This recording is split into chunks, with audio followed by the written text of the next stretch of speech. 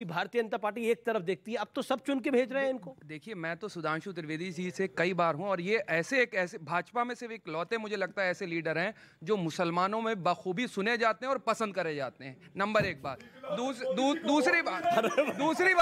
दूसरी बात सम्माननीय वोट तो मोदी जी को मिल रहा है। नहीं, सुन लीजिए, वोट मिल रहा है, नो डाउट मिल रहा है। मैं आपसे यही दरख्वास्त करता हूं कि आप कहीं पर भी विधानसभा चुनाव लड़ते हैं, चाहे लोकसभा चुनाव लड़ते हैं, एक भी टिकट मुसलमानों का नहीं देते। मुसलमानों का रिप्रेजेंटेशन जब ना विधानसभा में पहुंचेगा ना लोकसभा में पहुंचेगा, और देश की दूसरी सबसे बड़ी आबादी का रिप्रेजेंटेशन अगर सदन में नहीं है तो उसकी जिम्मेदारी भी फिर आप। ये सवाल ये इंपॉर्टेंट सवाल है ये। सुनिए इनकी रिप्रेजेंटेशन सुनिए अभी सुधांशु जवाब देंगे। सुधांशु सवाल किया है।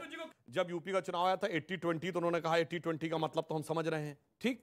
और गुजरात में 10% मुसलमान हैं। पूछिए, 20-20 टिकट दिए थे? पूछो आपने यूपी में कितने दिए? पूछिए यूपी में दिए थे? 0। नहीं सुनिए, 80 टिकट दिए थे दोनों में से किसी ने?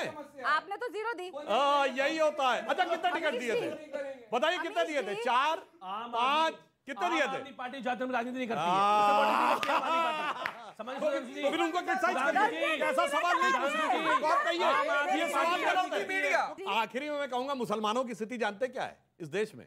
किसी ने उनको समझाया मुझे तुमसे बड़ी मोहब्बत है, तो दूसरे ने कहा फलां को तुमसे बड़ी अदावत है, मेरे साथ रहना। और उस अदावत मोहब्बत के जाल में ऐसे फंसे कि किसी को किसी की मोहब्बत ने मारा, किसी को किसी की अदावत ने मारा, और शराफत अली को सेकुलर सियासत ने मारा। गुजरात में कनेक्ट कर रहे हैं जनता से, वैसे दिल्ली में नहीं कर पा रहे। दिल्ली में कर नहीं पा रहे कनेक्ट, जैसा गुजरात में कनेक्ट मैंने बात जी कि हम इसका विश्लेषण भी करेंगे, और कनेक्ट पूरी तरीके से हट जाता है उसका तब मिलता है जब आप वोट में भी डिसाइसिव लॉस करें। जी सवाल मेरा सवाल सर ये है कि आप लोग बहुत अच्छी आइडियोलॉजी और सिद्धांतों पे चलते हैं, पर ये जो आम आदमी पार्टी है छोटे छोटे लूप होल्स कहीं से निकाल लेते हैं और कुछ लुभावनी चीजें ये करके घुसाते हैं। तो क्या इस चीज के लिए आप कुछ अपना प्लान कर रहे हैं आगे के लिए? ये सवाल मैंने इसका पूछा भी था, इसका आपने जवाब भी दिया था। मुझे लगता है इसका जवाब वो पहले दे चुके हैं एक बारी, जो मैंने सवाल पूछा था। कि फिर भी संक्षेप में अगर आप बोलना चाहें, क्योंकि आखिरी 2 मिनट है हमारे पास। कि अब देश की प्रदेश की जनता बहुत समझदार है, और कोई भी इंफॉर्मेशन, ठीक है, बहुत सारी सोशल मीडिया पे गलत इंफॉर्मेशन भी आती, पर कोई चाहे सीरियसली तो 90% सच्चाई तक पहुंच सकता है। इसलिए अब एक और बात होती है ना, पहले जमाना दूसरा था, किसी ने कुछ बोल दिया, अब इनके बोले हुए हो या हमारे बोले हुए, इनके सत्ता आई ना। ये पहले जो बातें कहते थे सब बदलती चली गई। वैगन आर की जगह गाड़ियों का लश्कर जर्रार आ गया, अब फ्लैट की जगह मकान आ गया, सिक्योरिटी भी आ गई, सब कुछ आ गई। जिसे कहावत कहते हैं ना, खुदा जब हुस्न देता है नजाकत आ ही जाती है, कदम गिन गिन के रखते हैं कमर बल खा ही जाती है। मैं ये जानने की कोशिश कर रहा हूं, कांग्रेस हिमाचल को सेलिब्रेट क्यों नहीं कर रही? आपसे मेरा सवाल है शिवम, 10 सेकंड।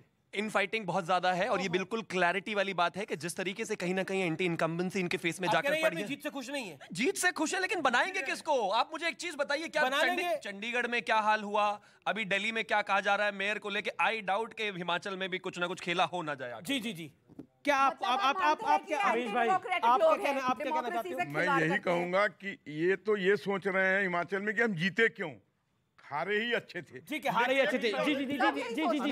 जी मैं कांग्रेस के ऊपर आपका टेक? न पास की खुशी न फेल का गम, कमाएंगे मोदी जी गवाएंगे हम। देश की जनता आखिर कब तक तुष्टीकरण, ध्रुवीकरण और छद्म राष्ट्रवाद के सहारे जीती रहेगी और वोट करती रहेगी? क्यों नहीं शिक्षा, स्वास्थ्य और विकास की बातें करती? कुलदीप, क्या आपको लगता है कि इस चुनाव ने आपको बहुत कुछ सिखाया है, और यह भी सिखाया है कि जनता के सामने ऐसी बात नहीं करनी चाहिए जिसके ऊपर बाद में क्रेडिबिलिटी पर सवाल आ जाए? अमीश जी, सिखाया तो भारतीय जनता पार्टी को है। झूठ का प्रोपगंडा दिल्ली की गलियों में चलाया, शराब के ठेके का झूठ दिल्ली में फैलाया, और दिल्ली के लोगों ने ऐसी झाड़ू चलाई कि इनकी सीटें कितनी हैं इनको पता है, जमानत इनकी जब्त हो गई। राधिका, बिल्कुल आखिरी दौर की बातचीत है।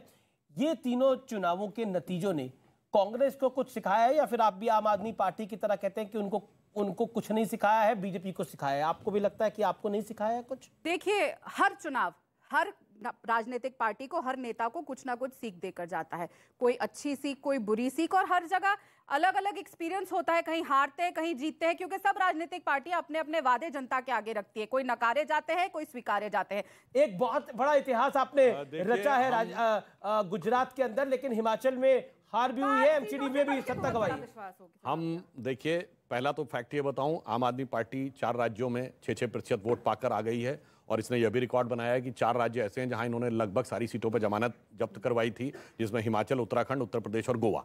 परंतु हम अपनी हार से सीखते हैं, पर मैं कहना चाहूंगा कि कुछ सपनों के मर जाने से जीवन नहीं मरा करता है, चंद खिलौने खो जाने से बचपन नहीं मरा करता है, कुछ दीपों के बुझ जाने से आंगन नहीं मरा करता है, कुछ पानी के बह जाने से सावन नहीं मरा करता है।